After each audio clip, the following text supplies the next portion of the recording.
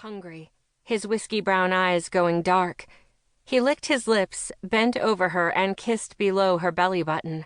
Her abdomen quivered, and she let out a whimper. "Shh," he breathed against her skin, then reached for the strap of her dress, drawing it down and freeing her breasts. Her nipples peaked and hardened as he covered one of the mounds with his palm, gently rubbing back and forth.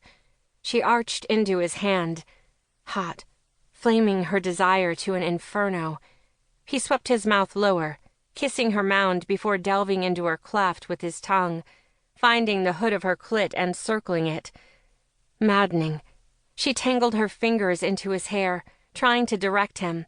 He said something, his voice muffled against her skin. The words were unintelligible, almost like a chuckle. He was teasing her. She loved it. She hated it. She wanted to climax, to come in his mouth, to pour her cream over his tongue. She'd denied herself too long. "Mac, please." "Tell me what you want," he murmured against her thigh. No man ever challenged her like this, brought out the wildness within her. But Mac did. He made her crazy, made her want to tell him exactly what she needed. "Lick me. Make me come." She squeezed her buttocks and lifted her hips, offering herself to him. He dragged his body over hers and parted her legs, then covered her sex with his mouth. She moaned when he slid 2 fingers inside her pussy, then sucked on her clit while he finger-fucked her. Yes, this is what she needed. The pulses began to sharpen, heat building and melting inside her. She thrashed around on the couch, unable to hold still, as she built to a crescendo with every hot lick of his velvety tongue against her throbbing flesh. He knew just where her pleasure points were. Yes, right there. She was going to fly. She didn't want it to end, yet she needed it. "I'm coming, Mac. I'm going to come in your mouth." She heard his groan, felt it vibrate against her bare skin, and then she couldn't hold back, crashing against him as the waves of orgasm coursed through her. She held his head against her pussy, rocking up and down as she splintered into a million pieces, shuddering and shaking. No man could make her come like Mac could. She sighed in utter satisfaction.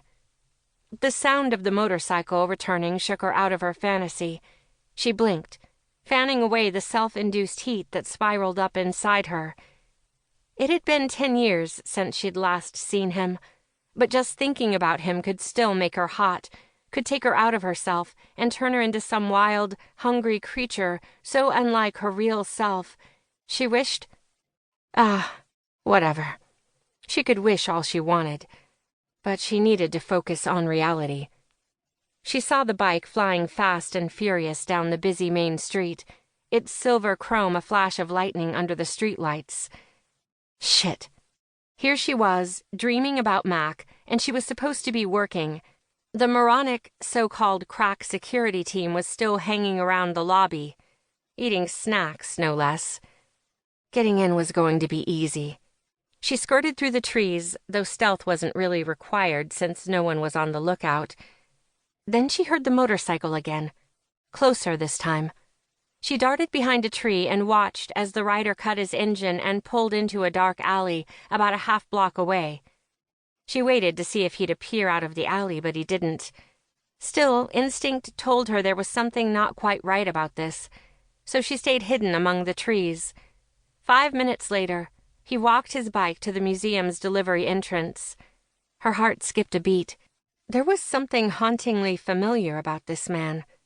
The cocky way he tilted his head, the way he leaned to one side and hooked his thumb in his belt loop as he studied the door, the way he brushed his hair off his face. A weird case of déjà vu. She studied him, trying to make a connection. Did she know him? Then it hit her. He looked so much like Mac Canfield, it was uncanny. Was it because she'd just been thinking about Mac? Memories of all those years ago washed over her in an instant. Lily placed her hand over her heart to stop the thudding beat she was sure he could hear. Oh, shit. And then her fast-beating heart skidded to a